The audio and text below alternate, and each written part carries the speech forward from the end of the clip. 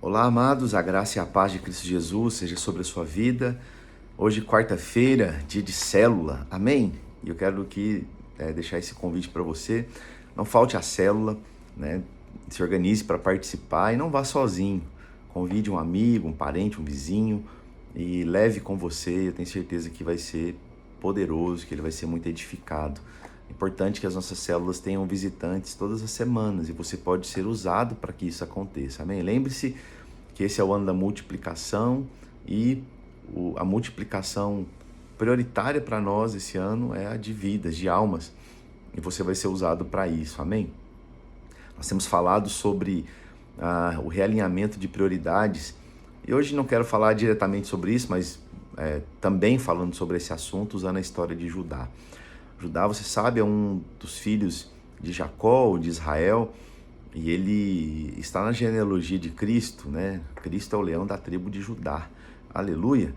E a história de Judá não foi uma história perfeita. Ele não sempre permaneceu nesse propósito, nesse caminho, como alguém que de fato, aparentemente, né, era aquele que carregava essa promessa sobre a sua vida.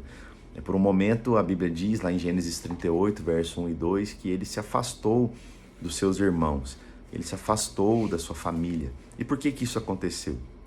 Judá foi aquele irmão que sugeriu que José fosse vendido como escravo.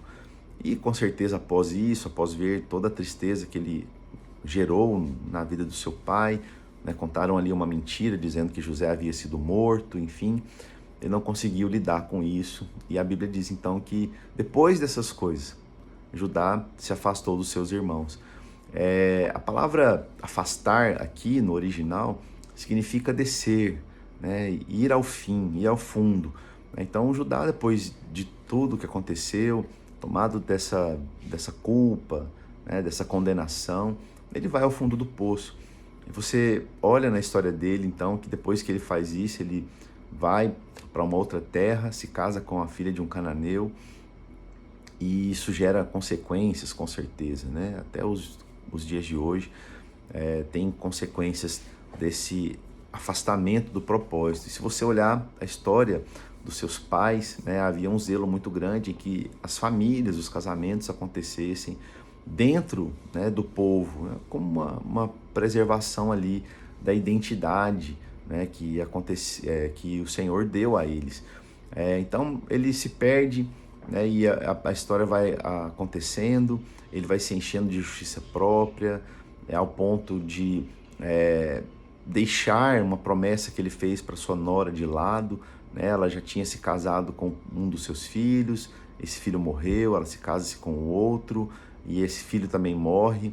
Eles não tinham gerado descendentes ainda, e a lei, ela dizia que essa nora tinha que ser entregue ao próximo filho para que ele gerasse descendentes para o seu irmão, para os seus irmãos. Então, Judá, ele faz esse acordo com Tamar, tinha um filho ainda fora da idade de casamento, e disse a ela que quando ele alcançasse a idade, ele daria, né, o filho a ela, mas ele não cumpriu essa promessa. Então Tamar tem uma ideia muito ruim, né? Ela se veste de prostituta, sabia que Judá ia passar por uma cidade onde ela poderia estar, e ali ele então se deita com ela. Ela fica grávida e ela sai no meio da noite, leva uns pertences de Judá. Estou aqui resumindo a história para você. E Judá então, depois de algum tempo, fica sabendo que ela estava grávida. Então, ainda cheio de si, cheio de justiça própria, ele manda apedrejá-la, porque assim a lei diz, né? Então, quando os homens chegam até ela para poder fazer isso, ela apresenta os pertences de Judá e diz: olha, o homem que é o dono desses pertences é o homem que é o pai dessa criança. Quando Judá recebe essa resposta, ele tem ele cai em si, vamos dizer assim. E ele diz: olha, minha nora é mais justa do que eu, né? Porque eu fiz um combinado, fiz um acordo com ela, entrei em uma aliança com ela, mas eu não cumpri, né? E ali a história dele começa, de fato, a ser reajustada, realinhada, né? Ele se arrepende, né? E as coisas começam a fluir de uma outra maneira. Ele reconhece, né, que ele estava vivendo uma vida de engano, né? Então, ele abre mão da sua justiça. Então, e depois a Bíblia diz que quando vem a fome ali na terra, eles vão até o Egito. José então faz a proposta de que um dos seus irmãos ficassem ali para que o pai fosse trazido, mas ele fala, não, eu vou ficar no lugar dele, ou seja, ele começa então agora, no lugar de se apresentar, né, ou de fugir, ele começa a se apresentar para proteger a sua família, para proteger a sua casa. Toda essa história, ela está ligada à vida da igreja, queridos.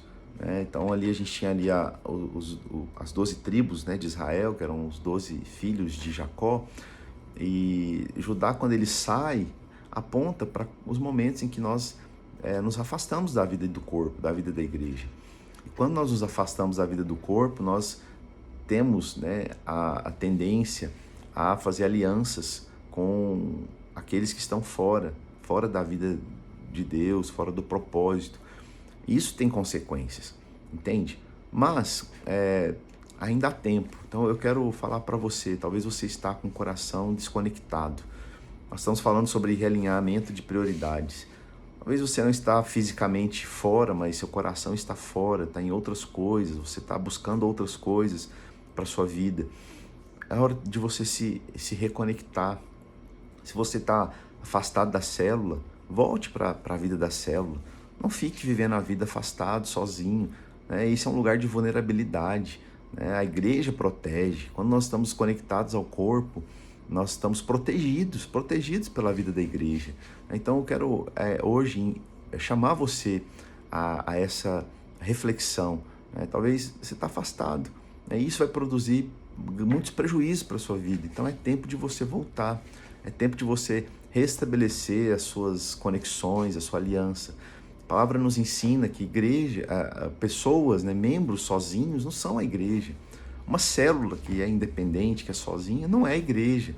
A igreja é a comunhão, é a junção dos irmãos. Isso é a igreja. A igreja é o corpo de Cristo.